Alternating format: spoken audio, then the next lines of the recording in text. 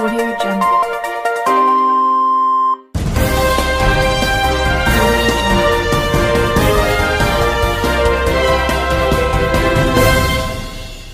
నమస్కారం RK communication city news కి స్వాగతం.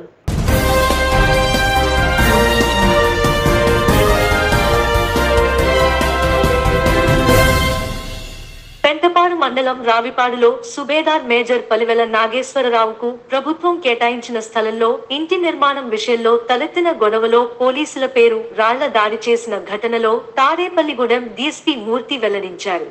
తాడేపల్లిగూడెం సర్కిల్ కార్యాలయం వద్ద బుధవారం నిర్వహించిన విలేకరుల సమావేశంలో ఆయన మాట్లాడారు. ఈ సందర్భంగా ఆయన మాట్లాడుతూ సుబేదార్ మేజర్ పలివెల నాగేశ్వరరావు తనకు కేటాయించిన స్థలంలో ఇంటి నిర్మాణం చేస్తుండగా ఏసుబాబు కాలనీకి చెందిన ఎస్సీ వర్గీయులు అంబేద్కర్ విగ్రహం నిర్మాణంలో ఉన్న ఇంటి వద్ద పెట్టే ప్రయత్నంలో సుబేదార్ మేజర్ భార్య విజయలక్ష్మిపై దాడి చేసి వ్యవస్థను చేసే ప్రయత్నం చేశారని అభియోగంపై ఒక కేసు నమోదు చేశామని వెల్లడించారు. రావిపాడు గ్రామంలో ఈ పలివెల నాగేశ్వరరావు అని చెప్పేసి సుబేదార్ మేజర్ ఈయనకి మార్చి నెల 2024 సంవత్సరంలో ఆర్మీ పర్సనల్స్ కోటాలో అతనికి నివాస స్థలం ఒక 3 సెంట్లు నివాస స్థలము అప్పటి జాయింట్ కలెక్టర్ గారు ఆయనకి మంజూరు చేస్తున్నారు. దాని ప్రకారం అతనికి పొజిషన్ సర్టిఫికేటు అలాగే స్థలం సంబంధించి పట్టా కూడా అతనికి ఇవ్వడం జరిగింది. ఆయన తనకి ప్రభుత్వం కేటాయించిన స్థలంలో ఇల్లు కట్టుకోవడం కోసం అని చెప్పేసి ఆయన ప్రయత్నం చేసి కాస్త పునాదుల లెవెల్ వరకు ఇల్లు కట్టుకోవడం జరిగింది. అయితే ఈ ఎన్నికల సందర్భంగా కొద్ది రోజులు వాళ్ళు ఆ కన్స్ట్రక్షన్ ఆపేసి ఉన్నారు. ఎందుకంటే ఆఫీసర్లు అందరూ ఎన్నికల్లో బిజీగా ఉంటారని ఒకటి, వాళ్ళ తాలూకా వ్యక్తిగత పరిస్థితుల వలన ఆపేసి ఉన్నారు. ఈ మధ్యకాలంలో మళ్ళీ 27వ తేదీని మళ్ళీ వాళ్ళు కన్స్ట్రక్షన్ స్టార్ట్ చేయడం కోసం అని చెప్పేసి ప్రయత్నించేసరికి స్థానిక తహసీల్దార్ గారు వాళ్ళకి కేటాయించిన స్థలంలో వాళ్ళు ఇల్లు కట్టుకోవట్లేదు, వేరే స్థలంలో ఇల్లు కడుతున్నారు అని చెప్పేసి వాళ్ళని అక్కడ నిర్మాణం ఆపమని చెప్పేసి చెప్పడం జరిగింది. కానీ వాళ్ళు మాకు ఇదే స్థలం ఇచ్చారు అని చెప్పి అక్కడ నిర్మాణం చేస్తామని చెప్పేసి వాళ్ళు 28వ తేదీ ఉదయం ఆయన భార్య విజయలక్ష్మి అక్కడ ఇంటి నిర్మాణం కోసం పూనుకోగా ఇక్కడ స్థానికులైన నివాసులు దళితులు వాళ్ళు ఏదైతే వీళ్ళకి సుబేదార్ మేజర్ కేటాయించిన స్థలాన్ని గతంలో వాళ్ళకి సామాజిక భవనం కట్టుకోవడం కోసం లేకపోతే అంబేద్కర్ విగ్రహం పెట్టుకోవడం కోసం కేటాయించారని చెప్పేసి ఒక వాదన తీసుకొచ్చి వాళ్ళతో ఘర్షణ పడ్డారు ఆ రోజు ఉదయం. ఆ ఘర్షణలో వాళ్ళంతా వచ్చి ఈ విజయలక్ష్మిని అక్కడ నిర్మాణం ఆపమని చెప్పేసి అంటే వాళ్ళు ఆమె ఆపడం మానేయటం వల్ల వాళ్ళు ఘర్షణ పడ్డారు. ఆ ఘర్షణలో సంబంధించి విజయలక్ష్మి ఒక రిపోర్ట్ ఇవ్వడం జరిగింది. వాళ్ళందరూ కూడా ఈ స్థానిక కాలనీవాసులు దళిత కాలనీవాసులు అందరూ కూడా తనకు ఇబ్బంది పెట్టారు, బట్టలు వ్యవస్థను చేయడం కోసం ప్రయత్నించారు, కొట్టారు అని చెప్పేసి ఒక రిపోర్ట్ ఇవ్వడం జరిగింది. అందుకు సంబంధించి వాళ్ళందరి మీద కూడా ఎవరైతే ఈమె మీద దౌర్జన్యం చేసి ఆ వ్యవస్థను చేయడం కోసం ప్రయత్నించారో వాళ్ళందరి మీద కూడా ఒక కేసు నమోదు చేయడం జరిగింది. అదేవిధంగా స్థానిక కాలనీ దళిత స్థానికులు వాళ్ళు కూడా ఈమె మీద మమ్మల్ని కులం పేరుతో దుర్భాషలాడారని చెప్పేసి మమ్మల్ని అగౌరవపరిచారని చెప్పేసి ఒక రిపోర్ట్ ఇస్తే దాని మీద ఒక కేసు నమోదు చేయడం జరిగింది. ఇదిలా ఉండగా అక్కడ ఈ ఘర్షణలో ఈ స్థానిక దళితులు అక్కడ ఒక అంబేద్కర్ విగ్రహం తీసుకుని వచ్చి ఇక్కడ ఎవరైతే నిర్మాణం చేసుకుంటారో సుబేదార్ మేజర్కి కేటాయించిన స్థలం అని చెప్పబడుతున్న ఆ ప్రదేశంలో వీళ్ళు అక్కడ పెట్టేయడం జరిగింది. దాని మీద ఉన్నతాధికారుల సూచనల మేరకు నేను పెంటపాడు ఎస్ఐ గారు, స్థానిక సిఐ గారు, అలాగే పెంటపాడు తహసీల్దార్ గారు, ఆర్డీఓ తాడేపల్లిగూడెం గారు మేమందరము అక్కడికి 28వ తేదీన వెళ్ళటం జరిగింది. వెళ్ళి అక్కడ నాయకులు ఉన్నాయి వాళ్ళతో కూర్చుని సామరస్యపూర్వకంగా సమస్య పరిష్కారం చేసుకుందామని చెప్పి మనం ప్రయత్నం చేశాము. ప్రయత్నం చేస్తే పెద్దలు అక్కడ స్థానికులకు నచ్చచెప్పడానికి ప్రయత్నం చేశారు. బట్ వాళ్ళు అంగీకరించలేదు. అందువలన రెవెన్యూ అధికారులు, తహసీల్దార్ గారు, ఆర్డీఓ గారు వీళ్ళంతా కూడా ఆ విగ్రహాన్ని అక్కడి నుంచి తొలగించి ఒక ప్రత్యేకమైన ప్రాంతంలో పెట్టడం జరిగింది. దానికి సంబంధించి మమ్మల్ని కులం పేరుతో దుర్భాషలాడారని చెప్పేసి, మమ్మల్ని అగౌరవపరిచారని చెప్పేసి ఒక రిపోర్ట్ ఇస్తే దాని మీద ఒక కేసు నమోదు చేయడం జరిగింది. ఇదిలా ఉండగా అక్కడ ఈ ఘర్షణలో ఈ స్థానిక దళితులు అక్కడ ఒక అంబేద్కర్ విగ్రహం తీసుకుని వచ్చి ఇక్కడ ఎవరైతే నిర్మాణం చేసుకుంటారో సుబేదార్ మేజర్కి కేటాయించిన స్థలం అని చెప్పబడుతున్న ఆ ప్రదేశంలో వీళ్ళు అక్కడ పెట్టేయడం జరిగింది. దాని మీద ఉన్నతాధికారుల సూచనల మేరకు నేను, పెంటపాడు ఎస్ఐ గారు, స్థానిక సిఐ గారు, అలాగే పెంటపాడు తహసీల్దార్ గారు, ఆర్డీఓ తాడేపల్లిగూడెం గారు మేమందరము అక్కడికి 28వ తేదీన వెళ్ళటం జరిగింది. వెళ్ళి అక్కడ నాయకులు ఉన్నాయి వాళ్ళతో కూర్చుని సామరస్యపూర్వకంగా సమస్య పరిష్కారం చేసుకుందామని చెప్పి మనం ప్రయత్నం చేశాము. ప్రయత్నం చేస్తే పెద్దలు అక్కడ స్థానికులకు నచ్చచెప్పడానికి ప్రయత్నం చేశారు. బట్ వాళ్ళు అంగీకరించలేదు. అందువలన రెవెన్యూ అధికారులు, తహసీల్దార్ గారు, ఆర్డీఓ గారు వీళ్ళంతా కూడా ఆ విగ్రహాన్ని అక్కడి నుంచి తొలగించి ఒక ప్రత్యేకమైన ప్రాంతంలో పెట్టడం జరిగింది. దానికి సంబంధించి కొద్దిగా ఘర్షణ వాతావరణం తలెత్తినప్పుడు మా స్థానిక పోలీసులు అక్కడ బందోబస్తుకు వచ్చిన వాళ్ళు దాన్ని అదుపు చేసే క్రమంలో భాగంగా అక్కడున్న స్థానికులు రావిపాడు గ్రామస్తులు, ఆ కాలనీ వాసులు పోలీసుల మీద రాళ్లదాడి చేయడం జరిగింది. దాంట్లో పోలీసులకి ఒక 4గురికి గాయాలు కావడం జరిగింది. అందుకు సంబంధించి అక్కడ ఉన్న పోలీసులపై ఎవరైతే దాడికి పాల్పడ్డారో వాళ్ళందరి మీద కూడా ఒక కేసు నమోదు చేయడం జరిగింది.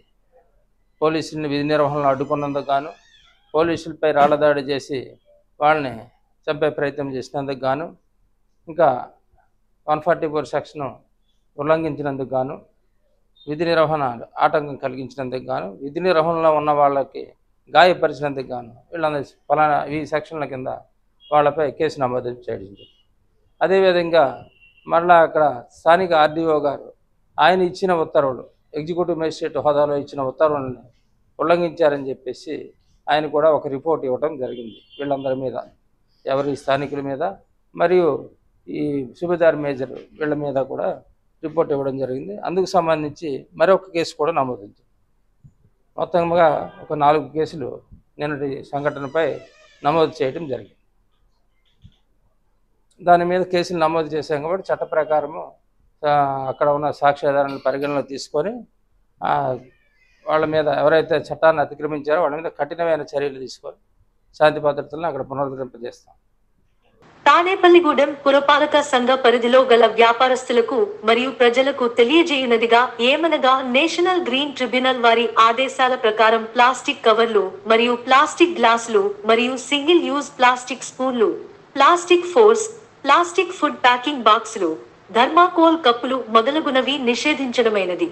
వాటి స్థానంలో గుడ్డ సంచులు, జూట్ బ్యాగ్స్, పేపర్ ప్లేట్స్ మరియు అరటి ఆకులతో లేదా విస్తరాకులతో లేదా బాదం ఆకులతో తయారు చేసిన ప్లేట్లను విక్రయించవలెను మరియు వాడవలెను. ఇది అమ్మకందారులకు మరియు వినియోగదారులకు వర్తించును.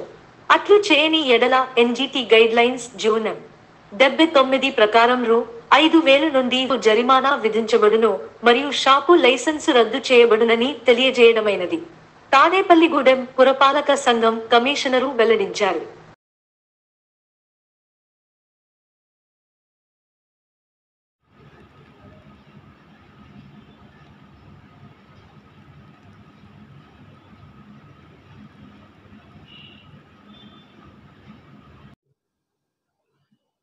ప్లాస్టిక్ వేస్ట్ మేనేజ్మెంట్ 2016 రూల్స్ ఉన్నాయండి.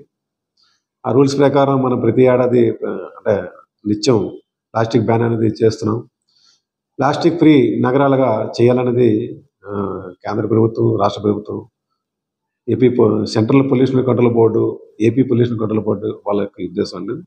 వాళ్ళ సూచనలకి అనుగుణంగా 120 మైక్రాన్స్ కన్నా తక్కువ థిక్నెస్ ఉన్న ప్లాస్టిక్ అంతా దాన్ని సింగిల్ యూజ్ ప్లాస్టిక్ అంటామండి. సింగిల్ యూజ్ ప్లాస్టిక్ అంతా బ్యాన్ చేయమని మనకి ఇన్స్ట్రక్షన్లు ఇచ్చారు. దాని ప్రకారం మనం ప్రతి వారం ఒకసారి ఒక ఏరియాలో మనం బ్యాన్ చేయడం జరుగుతుందండి. నిత్యం రెగ్యులర్ ప్రాసెస్లో చేస్తున్నాము. ఇప్పుడు మళ్ళీ పొల్యూషన్ కంట్రోల్ బోర్డు నుంచి గైడ్లైన్స్ వచ్చాయి.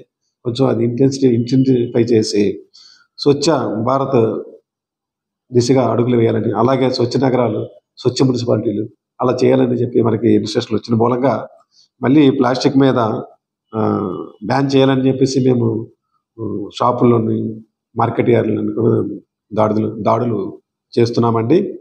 ఈరోజు ఒక 5,200 రూపాయలు మనం ప్లాస్టిక్ బ్యాన్ చేసి పెనాల్టీ వసూలు చేయడం జరిగిందండి. అదేవిధంగా ఇది కంటిన్యూ చేస్తాము. సిటీ మొత్తం ప్లాస్టిక్ ఫ్రీ సిటీలా మారాలని చెప్పేసి మా తాలూకా కోరిక. ఈ యొక్క తాడేపల్లిగూడెం మున్సిపాలిటీ ఒకటే కాదు, రాష్ట్రంలోని అన్ని పురపాలక సంఘంలో కూడా ప్లాస్టిక్ బ్యాన్ అనేది కంటిన్యూస్ ప్రాసెస్ జరుగుతుంది. సో పెద్ద పెద్ద కార్పొరేషన్లు అయితే రెగ్యులర్గా రోజు ప్లాస్టిక్ బ్యాన్ ఉంటుంది. మనం అంటే చిన్న ఊరు కాబట్టి ప్రజలకి ఇబ్బందిని దృష్టిలో పెట్టుకొని అర్థం చేసుకుంటారని చెప్పేసి వారంకి ఒకసారి అలా మార్కెట్లో మనం పెనాల్టీలు వేయడం జరుగుతుంది. ఈ పెనాల్టీ వేయడం అనేది మాకు ఉద్దేశం కాదు, ప్లాస్టిక్ని మినిమైజ్ చేయాలని ఉద్దేశం. షాపుల్లో ఎలాగైతే ప్లాస్టిక్ ఇస్తున్నారో పబ్లిక్ కూడా అవేర్నెస్ ఉండాలండి. పబ్లిక్ మార్కెట్కి, షాపింగ్కి వెళ్ళినప్పుడు పెర్మనెంట్ సింగిల్ యూజ్ ప్లాస్టిక్ కాకుండా ఒక గన్నీ బ్యాగ్ కానీ, వైర్ బ్యాగ్ కానీ, పెర్మనెంట్ బ్యాగ్ ఒకటి పట్టుకు వెళ్తే మనకి ప్లాస్టిక్ అనేది యూసేజ్ చాలా వరకు తగ్గుతుందండి. ఈరోజు డంపింగ్ యార్డ్లో చూస్తే మాకు వేస్ట్లో 70% ప్లాస్టిక్ వస్తుంది. ఈ ప్లాస్టిక్ మేనేజ్మెంట్ అనేది చాలా ఇబ్బంది అవుతుంది. దీన్ని నార్మల్ వేస్లో మనం కంట్రోల్ చేయలేము, దాన్ని డీకంపోజ్ చేయలేము. ప్లాస్టిక్ డీకంపోజ్ చేయాలంటే అది 100 years భూమిలో ఉన్నాయి కానీ ప్లాస్టిక్ లాగా ఉంటుంది. ఇప్పుడు ఎక్కడ చూసినా ప్లాస్టిక్, ఏ అగ్రికల్చర్ ల్యాండ్లో చూసినా ప్లాస్టిక్, ఏ సముద్రంలో చూసినా ప్లాస్టిక్ ఉండడం మూలంగా మనకి ఈ పొల్యూషన్ అనేది చాలా పెరిగిపోతుంది. దాన్నే మనం కన్జ్యూమ్ చేస్తున్నాం. మళ్ళీ ఆ ఫుడ్ని కానీ, ఆ చేపలను కానీ, ఆ మటన్ కానీ, ఆవులు తినే ప్లాస్టిక్ జీర్ణించుకోలేకుంటే ఆ మటన్ని మనం వాడుతున్నాము. సో ఎక్కడ పడితే అక్కడ ప్లాస్టిక్ నిండిపోయింది కాబట్టి ప్లాస్టిక్ బ్యాన్ అనేది ఒకటే దీనికి ముఖ్య దారి. దీన్ని మనం కంపల్సరీగా ఆచరించి ప్లాస్టిక్ ఫ్రీ సిటీగా మన తాడేపల్లిగూడెం తయారు చేయడానికి మీ వంతు సహకారం అందిస్తారని చెప్పేసి పబ్లిక్ అందరినీ మేము కోరుకుంటున్నామండి. రేపనే రోజు నుంచి ఇంటి నుంచి ప్లాస్టిక్ యూజ్ చేయకుండా ఇంటి నుంచి మనం బయలుదేరినప్పుడే ఒక సరైన నాన్ ప్లాస్టిక్ బ్యాగ్ పట్టుకెళ్ళి సింగిల్ యూజ్ ప్లాస్టిక్ని బ్యాన్ చేయాలని కోరుకుంటున్నాం. 120 మైక్రాన్స్ కన్నా తక్కువ ఉండే ప్లాస్టిక్ కింద సింగిల్ యూజ్ ప్లాస్టిక్ కింద వస్తుందని చెప్పేసి మనకి గైడ్లైన్స్ ఉన్నాయి. తర్వాత ఈ ప్లాస్టిక్ బదులుగా ఏమేమి మెటీరియల్ వాడచ్చు అనేది మనకు ఒక సెంట్రల్ పొల్యూషన్ కంట్రోల్ బోర్డు వాళ్ళు సూచనలు ఇచ్చారు. అది మీకు ఒక పాంప్లెట్ రూపంలో తయారు చేసి మీకు పబ్లిక్లో మీడియా ద్వారా మేము పంపించడం జరుగుతుందండి. అది దాన్ని తెలుగులో, ఇంగ్లీష్లో ఇచ్చారు, మాకు తెలుగులో తర్జుమా చేసి మీకు పంపించడం జరుగుతుందండి. నమస్కారం అండి. థ్యాంక్ యూ అండి. తూర్పుగోదావరి జిల్లా ఐనవెల్లి శ్రీ విఘ్నేశ్వర స్వామి మరియు శ్రీ కుక్కుటేశ్వర స్వామి ఆలయాలలో ప్రత్యేక పూజలలో పాల్గొన్న తాడేపల్లిగూడెం నియోజకవర్గం జనసేన పార్టీ ఉమ్మడి ఎమ్మెల్యే అభ్యర్థి Bolisetti Srinivas.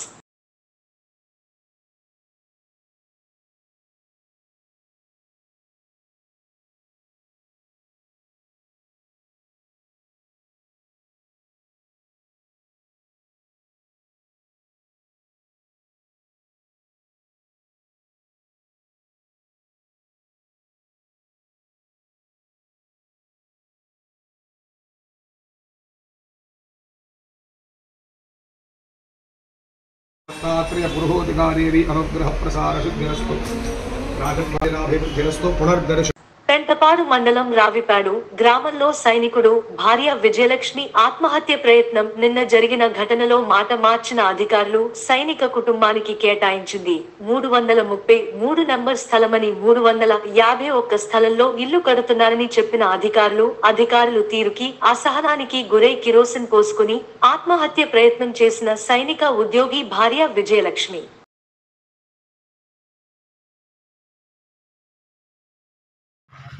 I am the man who received the medal in President.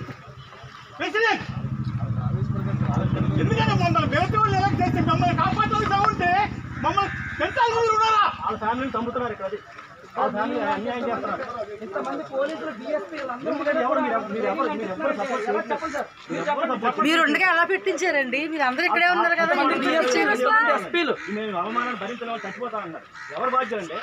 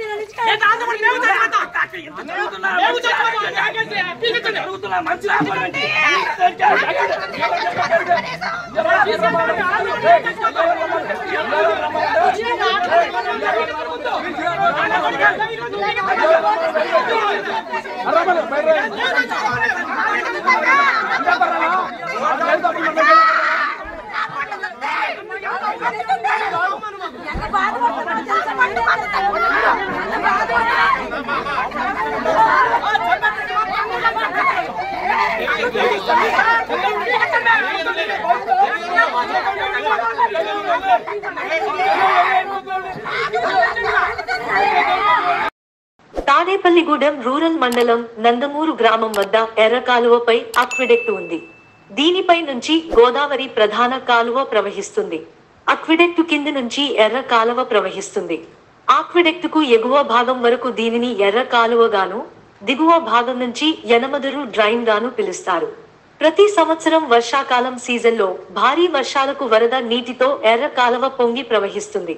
ఈ వరదలో ఎర్ర కాలువ పరివాహక గ్రామాలలోని పల్లపు ప్రాంతాలతో పాటు పంట పొలాలు మునిగిపోతాయి. ఫలితంగా రైతులు తీవ్రంగా నష్టపోతున్నారు.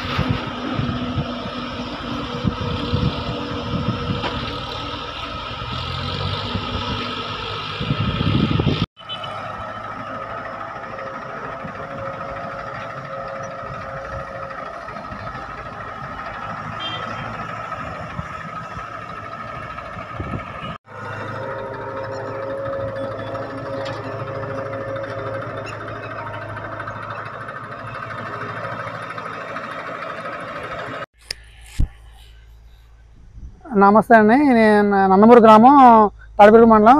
నా పేరు శనగన రాంబాబు. మాది ఇది ఎర్రకాలం అండి. ఇది జంగరెడ్డి గుడి కాంచి మురుగు వాటర్ అంతా కూడా ఇలా వస్తుందండి. ఇది ఎప్పుడు కూడా మామూలుగా ప్రతి సంవత్సరం ఆగస్టు నెలలో వర్షాలకి మా సేలు పోవడం అనేది 10 సంవత్సరాలు జరుగుతుంది. ఈ సంవత్సరం అనగా ఇగో ఈ ఎర్రకాలకు మనం లాస్ట్ ఇయర్ వచ్చిన ఎర్రకాలకి ఇసుక మేటలతోటి 5 కాణాలు ఉంటాయి. మాకు 5 కాణాలకి 20,000 క్యూసెక్ నీళ్ళు అవుతుంది.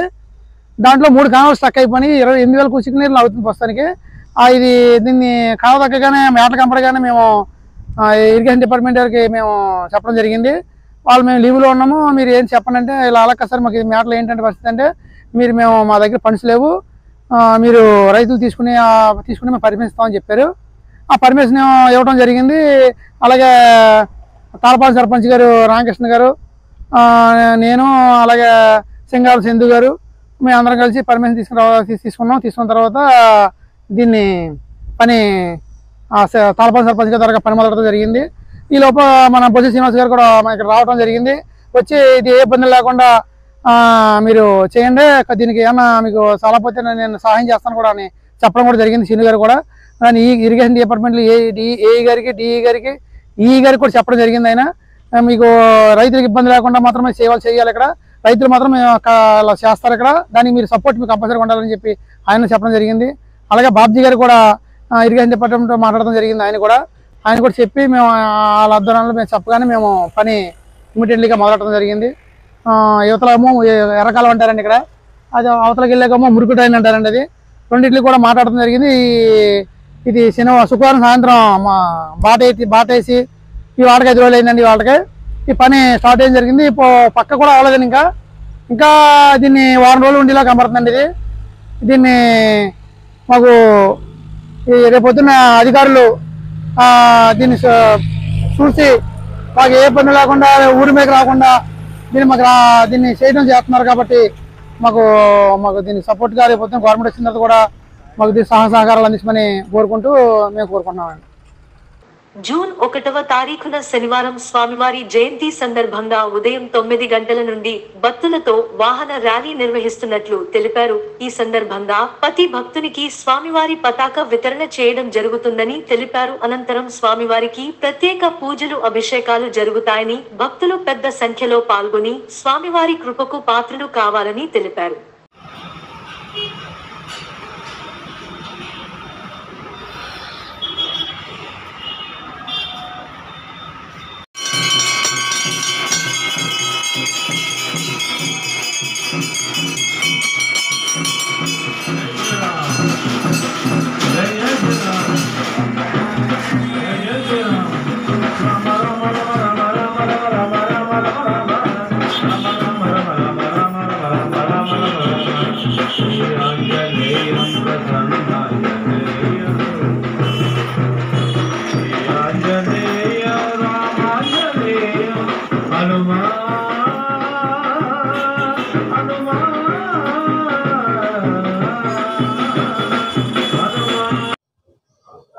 భక్త మహాశైలారా, స్థానిక హౌసింగ్ బోర్డు ఎంట్రన్స్ లో ఉన్నటువంటి శ్రీ సువత్సల సమేత సుందర హనుమాన్ వారు కార్యసిద్ధి హనుమాన్ వారి ఆలయం నందు హనుమత్ జయంతి పర్వదిన మహా సందర్భంగా జూన్ 1వ తారీఖున శనివారం నాడు హనుమత్ జయంతి కార్యక్రమం ఇక్కడ విశేషంగా నిర్వహించబడును. అందులోకి శనివారం నాడు హనుమత్ జయంతి రావటం అంటే కనీసం 10-15 సంవత్సరాలుగా కానీ అస్తమాటు రాదు. అలాగా హనుమంతుడు శనివారం దశమి రోజునే పుట్టాడు కాబట్టి ఆ తిథి గత 11-12 సంవత్సరాల కిందట వచ్చింది, మళ్ళీ ఇప్పుడు వచ్చింది. ఈ హనుమత్ జయంతి రోజు శనివారం రావటం విశేషంగా స్వామివారిని భక్తులు దర్శించుకుని వారి ఆశీస్సులు పొందవలసి కోరుతున్నాం. అలాగే స్వామివారి సన్నిధిలో ఉదయం పొద్దుట అభిషేకము, 4 గంటలకి మళ్ళీ సూక్త సహితంగా హోమము, 7 గంటలకి సువత్సల ఆంజనేయ స్వామి వారి కళ్యాణము, ఉదయం 9 గంటలకి వాహన శోభాయాత్ర ఇక్కడ ప్రారంభించి పట్టణంలో తిరుగుదురు. ఈ వాహన యాత్రలో పాల్గొని ప్రతి భక్తులకి కూడా మనం ఇక్కడ అందరికీ ఉచితంగా హనుమాన్ పతాకాలు ఇవ్వటం జరుగుతుంది. అలాగే హనుమాను వాహనాలు కట్టుకునే రిబ్బన్నులు, చేతులు కట్టుకునే తాళ్ళు ఇవన్నీ కూడా రేపు విశేషంగా అందరికీ పంచబడతాయి. ఈ అవకాశాన్ని వినియోగించుకోండి. హనుమంతుడు ఈ వాహనం ర్యాలీలో పాల్గొనటం నామోషిగా ఎవరో కూడా మీరు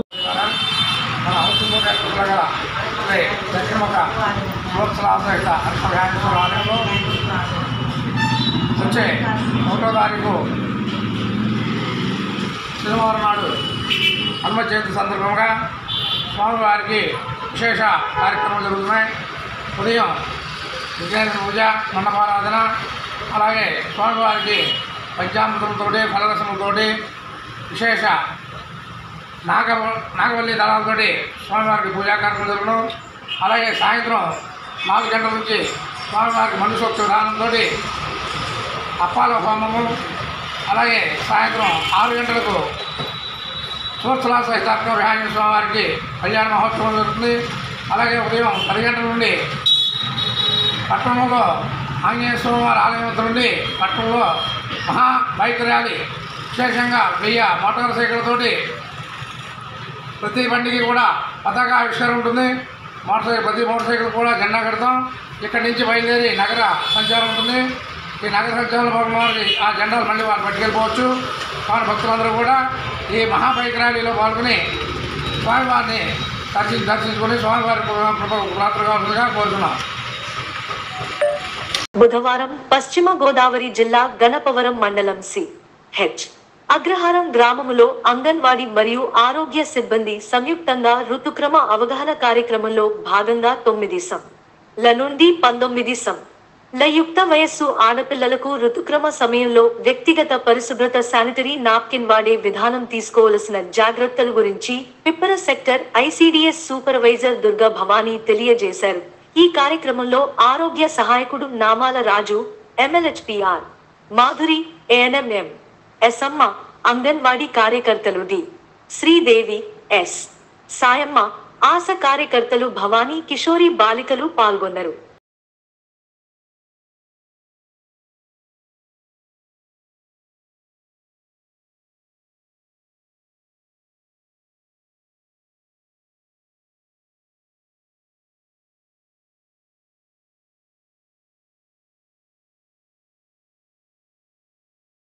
ఈరోజు పశ్చిమ గోదావరి జిల్లా గణపవరం మండలం శ్రీశాఖహారి గ్రామంలో అది ఋతు పరిశుభ్రత దినోత్సవాల సందర్భంగా మన యుక్త వయసు కిషోర్ బాలలకి అవగాహన కార్యక్రమం నిర్వహించడం జరిగింది.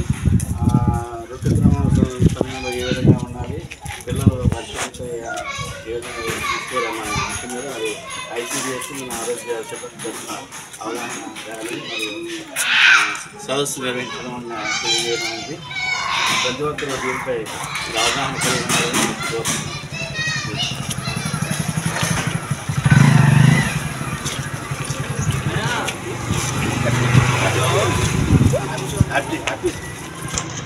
ఈ వార్తలు ఇంతటితో సమాప్తం. నమస్కారం.